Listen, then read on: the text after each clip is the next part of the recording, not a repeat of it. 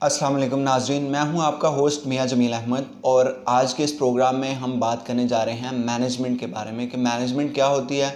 और इसके साथ साथ इस प्रोग्राम में हम ये भी डिस्कस करेंगे कि मैनेजमेंट रोल क्या होते हैं। तो अगर हम मैनेजमेंट की बात करें तो management is somethings to manage the peoples, to manage the things, to manage the aspect. किसी भी चीज़ को मैनेज करने के लिए आपके पास मैनेजमेंट स्किल्स होनी चाहिए और उसके अंदर डिफरेंट रोल होते हैं। तो हम मैनेजमेंट रोल और मैनेजमेंट स्किल के बारे में भी डिफरेंट प्रोग्राम के अंदर डिस्कस करेंगे। तो आज हम बात करने जा रहे हैं कि मैनेजमेंट क्या है और मैनेजमेंट के रोल्स कौन से होते हैं। तो मैनेजमेंट की हम बात करें तो management is to manage, planning, organising, leading and controlling.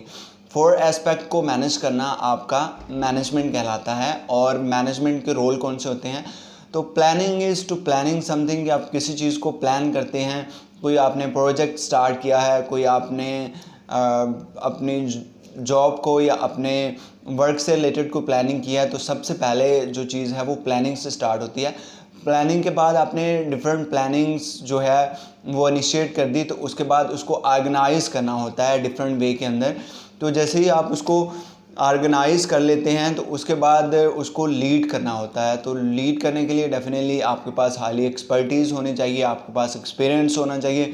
उस एक्सपर्टी या उस एक्सपीरियंस की बिना पर आप इस चीज़ को लीड कर सकते हो। तो लीड के बाद फोर्थ आता है हमारे पास मैनेजमेंट के अंदर कंट्रोलिंग।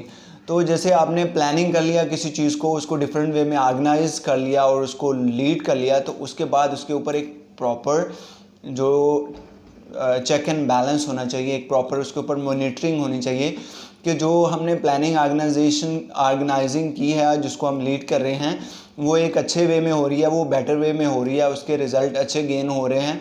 और उसके अंदर अगर कोई फ्लॉज है, कोई डेफिशिएंसीज़ है, कुछ निगलिजेंसीज़ है या कोई चीज़ें बेहतर वे में नहीं हो रही, कोई चीज़ें एफिशिएंटली और इफ़ेक्टिवली नहीं हो रही, तो इस चीज़ को हमने फ़ौरन से चेंज करना है, उस चीज़ को हमने फ़ौरन से ओवरकम करना है, ताकि जो हम हमारे मिशन या विजन्स हैं, जो हमारे गोल्स हैं, जो हमारा डेस्टिनेशन है, वो प्रॉपर्ली अचीव हो सके। उस डेस्टिनेशंस के अंदर कोई भी डेफिशिएंसी, कोई भी निगलिजेंसी पर्टेन ना कर सके। तो मैनेजमेंट के साथ साथ हम अब बात करने जा रहे हैं मैनेजमेंट रोल की। तो 3 बेसिक रोल्स होते हैं मैनेजमेंट के अंदर, they are really viral, they are really important.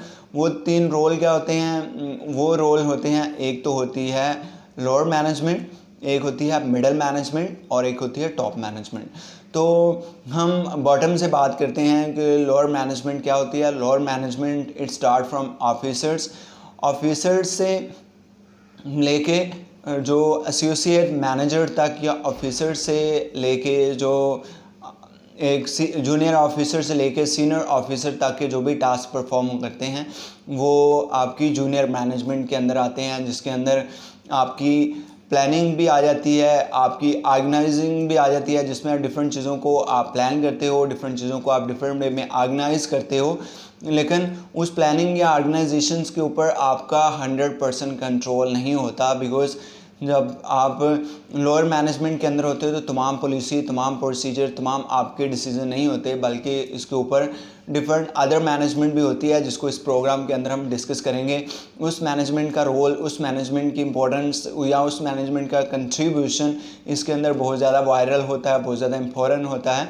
तो इसके साथ दूसरे नंबर पे अगर हम बात करें तो वो आ जाती है हमारी मिडल मैनेजमेंट। तो मिडल मैनेजमेंट का रोल बहुत ज़्यादा इम्पोर्टेंट होता है, क्योंकि मिडल मैनेजमेंट एक तरह का बेंचमार्क होता है, एक तरह का इंटरमीडिएट होता है between the top management and between the lower management. और जो मिडल मैनेजमेंट होती है उसकी रिस्पॉन्सिबिलिटी थोड़ी ज़्यादा होती है, बिकॉज डेफिनेटली उन्होंने रिपोर्ट करना होता है अपनी हायर मैनेजमेंट को, और उन्होंने वर्क लेना होता है अपनी लोअर मैनेजमेंट के ऊपर।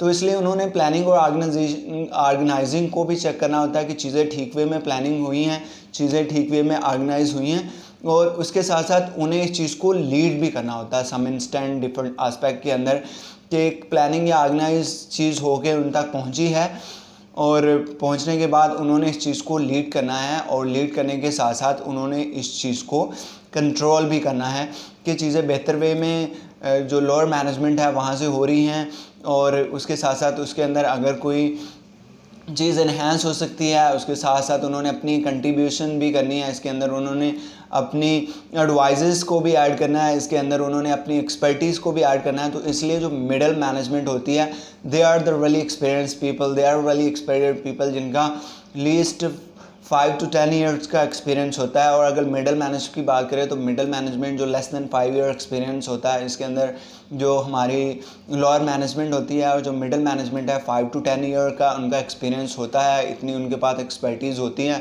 इतना उनके पास नॉलेज होता है जिसकी बिना पर वो properly, quickly, efficiently and effectively decisions ले सकते हैं।